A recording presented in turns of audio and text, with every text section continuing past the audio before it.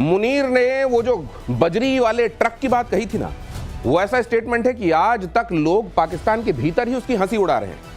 पाकिस्तान में कुछ और खास हुआ है जो आपको जानना बड़ा जरूरी है। और उधर गाजा में क्या हो रहा है, कैसे वहां बहुमंजिला इमारतें समतल हो रही हैं। जो कहा गया था कि हमास की वहां मौजूदगी तक हर चीज समतल कर दी जाएगी, वो वाकई करके दिखा रहा है इजराइल। लेकिन इजराइल के लिए दूसरी चुनौतियां भी हैं। उसका एयर डिफेंस सिस्टम जो कि माना जाता है इनविंसिबल है, वो भी कैसे भेद दिया गया है आपको बताऊंगा। लेकिन पहले यह खबर देखिए, गाजा के 2 हाई राइज बिल्डिंग्स पर इजराइल का अटैक। हमले में 15 और 13 मंजिला रिहायशी बिल्डिंग जमींदोज। इजरायली फाइटर ने मिसाइलों से हमला किया। हमले के बाद इलाके में लोगों की चीख पुकार, मलबे में दबे लोगों को बाहर निकालने की कोशिश। यहां पर देखिए, ये फिर से एक बार कहा जाएगा, ये लगातार कहा जा रहा है, लेकिन अब इसको इजराइल ने कहीं पर भी गंभीरता से लेना बंद कर दिया है कि ह्यूमन राइट्स का कैसा वायलेशन हो रहा है। वहां देखिए किस तरीके से लोगों को भूखा मारा जा रहा है।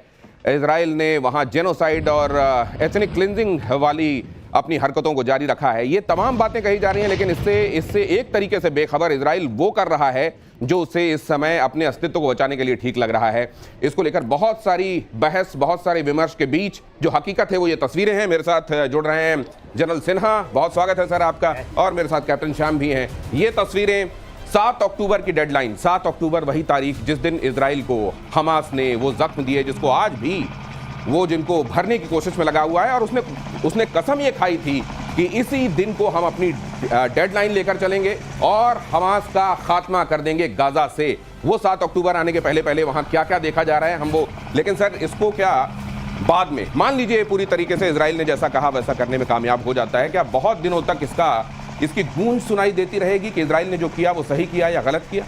ये तो देखिए, ये गूंज तो पूरे विश्व में चल ही रहा है। हाँ। और देखिए ये सही भी नहीं है, ये तो मैं भी मानता हूं कि ऐसा सही नहीं, इस तरह से किया नहीं जाता, मगर वो करने का तरीका वही है। वो चाहते हैं कि गाजा में जिस तरह से वो पूरी की पूरी पट्टी, और वो एक उनका सपना है, एक अमेरिका का सपना है कि इसको तो आप 5 स्टार होटल की तरह खड़ा करेंगे, आप टूरिज्म स्पॉट खड़ा करेंगे, और वो कुछ होता हुआ दिखाई दे रहा है। यहाँ से इनको विस्थापन करना, 20 लाख लोगों को विस्थापन करके कहीं ले जाना, एक तो बहुत टेढ़ी खीर है। और 2-3 चीजें आ रही हैं। वो अभी तो कह रहे हैं कि यदि आप मान जाओ, 2 शर्तें मानो, हम रोक देंगे। लेकिन सर ऐसा है ना कि वहां पर कोई भी, यहाँ पर खास तौर से जिनको ये लोग अपना नुमाइंदा मानते थे इनको कि हमास में इनको शायद कोई नेतृत्व मिल रहा है।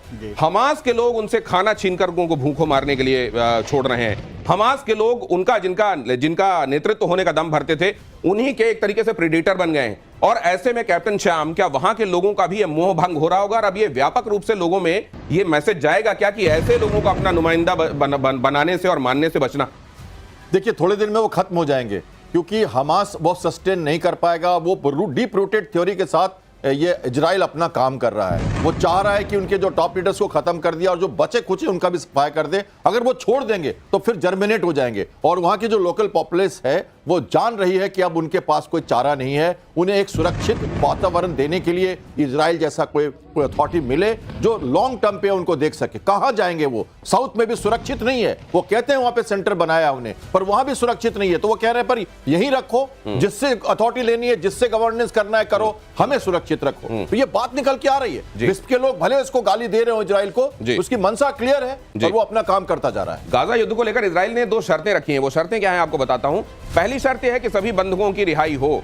दूसरी शर्त यह है कि हमास अपने हथियार डाल दे, और दोनों शर्त पूरा होने पर गाजा युद्ध खत्म होगा। हमास अपने हथियार डाल दे, हमास सरेंडर कर दे, और जितने भी बंधक हैं उनकी रिहाई हो जाए। अब सबसे बड़ी बात यह भी है सर कि जितने बंधकों को आज भी इजराइल ये मान रहा है कि ये हमास के कब्जे में हैं, उनमें से कितने वाकई जीवित हैं, कितने ऐसे हैं जिनको वाकई सौंपा जा सकता है? हो सकता है ये एक बोगी है जिसके बिना पर वो कई जगहों पर खुद को बचाते चले आ रहे हो कि यहाँ हमारे साथ बंधक हैं, आप यहाँ पर हमला मत करना वरना हम ये कर देंगे वगैरह वगैरह।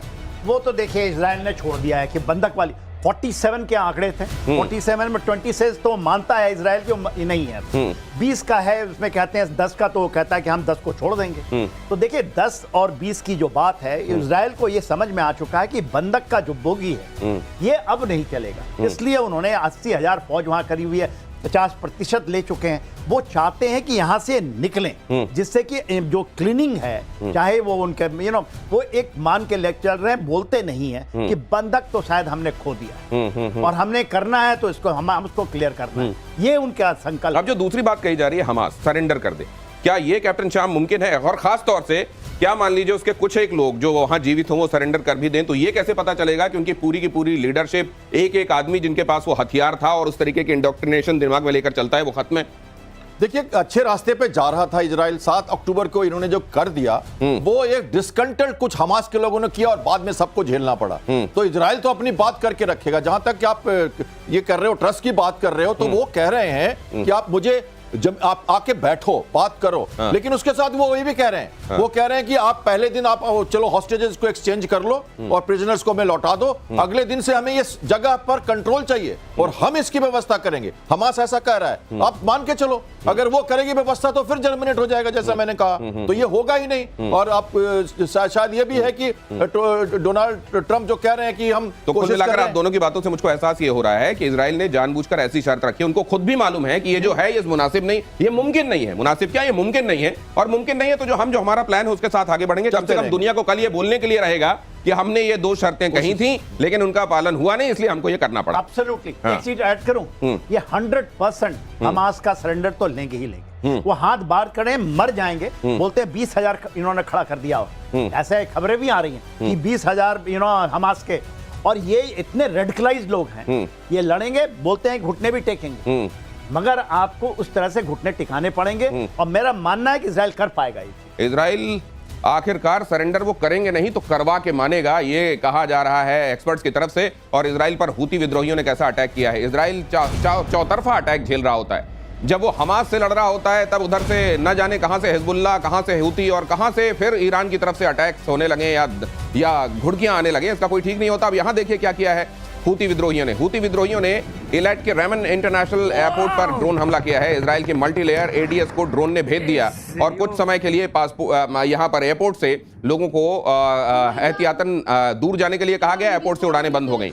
यमन की राजधानी सना पर इजरायली अटैक का बदला लिया गया है, ऐसा कहा गया है हूती विद्रोहियों की तरफ से। अब हूती विद्रोहियों को भी जबरदस्त चपेट पड़ रही है एक तरीके से इजराइल की ओर से, लेकिन आप जानते हैं कि ये सब प्रॉक्सी माने जाते हैं। ये माना जाता है इनके पीछे ईरान और ईरान के साथ खड़ी हुई दूसरी ताकतों की शय है, और इसीलिए इनको लड़ने के लिए इतना बल मिलता रहता है। वैसे सर, अब मुझको ये लग रहा है कि बड़ा डिसाइसिव कुछ हो सकता है इस तरह के अटैक के बाद हूती विद्रोहियों के ऊपर। एब्सोल्युटली। उनके प्रधानमंत्री, उनके काफी नेताएं मारे गए हैं, सना में हुआ है और एयर स्ट्राइक किया था इजराइल ने। आप देखिए विजुअल तो बड़ा अच्छा लगता है कि उनके मैंने भेज दिए, एक मिसाइल भेज दिए, बट ये ऑप्टिक है जी, सब्सटेंशियल तो नहीं है ना। कुछ आपने डैमेज इन नॉट एयरक्राफ्ट थोड़े दिन के लिए बंद हो गया, ठीक है, वो दिखा रहे हैं करने, मगर अपने लोगों को मरवा करके कौन सी एक मैं जो नहीं होता कौन सा युद्ध है ये, कौन सा छद्म युद्ध है ये, तो कह रहे रेडिकलाइज्ड सोचिए, कट्टरता का एक नमूना है।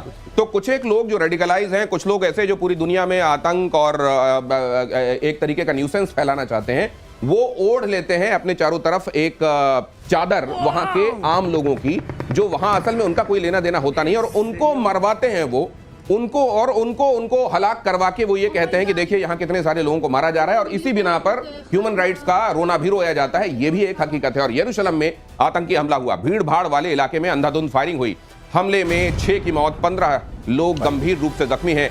यरूशलेम में मुसाफिर के वेश में आए आतंकियों ने की बस के अंदर अंधाधुंध फायरिंग। हमास ने की आतंकी हमले की तारीफ। अब ये देखिए, हमास जो कि लगभग खात्मे की कगार पर है, हालांकि इसको लेकर कॉन्ट्रडिक्टरी न्यूज़ भी आती रहती है कि उन्होंने एक बार फिर से अपने कैडर को खड़ा कर दिया, 20,000 लोगों को खड़ा कर दिया है, और दूसरी तरफ जब वो खात्मे की कगार पर है तब वो कह रहा है कि यरूशलेम में ये जो हमला हुआ है ये हम इसके साथ हैं और हम इसके समर्थक हैं। अब यहां पर देखिए, आम लोगों को, निहत्थों को जहां पर भी मारा जाता है, वहां के लोगों के साथ जो खड़ा होगा, यही हुआ था 7 अक्टूबर को भी। किस तरीके से वो लोग जो वहां एक म्यूजिक फेस्टिवल में हिस्सा लेने के लिए गए थे, उनको अचानक मार दिया गया, और फिर ये कहा कि हम कॉज के लिए लड़ाई लड़ रहे हैं। ये कैसे कॉज की लड़ाई है जिसमें आप निहत्थों को, ऐसे लोगों को जिनका कोई लेना देना नहीं है उस कॉन्फ्लिक्ट से, उनको मारते हैं और कहते हैं कि देखिए हम तो अपने कॉज के लिए लड़ाई लड़ रहे हैं। अब यहां पर फिर से हमला हुआ है। मुझको लगता है कि ये आने वाले दिनों के लिए बड़े विध्वंसक एक तरीके से स्क्रिप्ट लिखी जा रही है। ये ना आग में घी डालना कहते हैं ना, उन्होंने एक कर दिया। 7 मरे, 18 घायल हैं। मेरी जो खबर है वहां पर, तो ये मरे हैं, उसकी संख्या बढ़ सकती है। तो ये जो चीजें आप करते हैं, देखिए इतना ज्यादा रेडिकलाइज, 7 अक्टूबर की लड़ाई किसने शुरू की? इजराइल ने तो नहीं की थी। आप बंधक बना जाए, मार जाए, रेप कर जाए, ये चीजें वहां पर तो हंसता खलते लोग कर रहे थे जिस तरह से आपने किया। तो देखिए, इसको अंत तो ले जाना ही पड़ेगा इजराइल को, यदि उसके एग्जिस्टेंस का सवाल है। नहीं तो ये रेडिकलाइजेशन इतनी ज्यादा बढ़ गई है और किसी ने अंत किया तो यही अंत कर पाएगा। इसका इस तरीके की बीमारियों का क्या वंस एंड फॉर ऑल क्या वाकई इलाज होता है? ऐसा होता है कि फिर सिर ना उठा सके, या कहीं ना कहीं से वापस आएंगे, फिर से उगेंगे? देखिए, अटैक लगातार चल रहा है। आप बात कर रहे थे पोर्ट इलियाड की, तो मेडिटेरियन से एक ही रास्ता है जो शिप से जाता है इलियाड तक का, जिसके ऊपर अटैक हुआ था। यहीं से पहले सुएज कनाल नहीं बना था तो लोग जाते थे अटलांटिक सागर में, वहां अटैक किया उसने। जगह बहुत जबरदस्त है। और बात कर रहे हो आप ये रोबोटिक अटैक की और इजराइल के अटैक की, तो देखिए वो कोई भी तरीका, मोसाद का तरीका है काम करने का, वो उस तरह से करता है। और बड़ी बिल्डिंग हो, चाहे वो 5 मंजिली हो, 12 मंजिली हो, 7 मंजिली हो, फ्राइडे, सैटरडे और थर्सडे से 3 दिनों से वो बिल्डिंग्स पे अटैक कर रहे हैं। वो कह रहे हैं कि टेंट पे भी अटैक हो जा रहा है, क्योंकि वो नेफेरियस एक्टिविटी ये जो लोग हैं हमास के, वहां छुप बैठे हैं, तो उनको तो मारना है। जब क्लींजिंग का प्रोसेस होगा, मिलिट्री जब लड़ती है, तो इस तरह का माहौल तो बनेगा। और कई जगह से ह्यूमैनिटेरियन अप्रोचेस आ रहे हैं। ये तो तभी खत्म होगा जब हमास खुद सरेंडर कर दे और अपने आप को कह दे कि अब तुम्हें इसी अथॉरिटी में रहना है, हमें इजराइल के साथ कोएग्जिस्ट करना होगा। हमास को नहीं, पैलेस्टीनियन के अच्छे लोगों को हम ये कह रहे हैं। For more of such videos, do like, share and subscribe to ET Now Swadesh.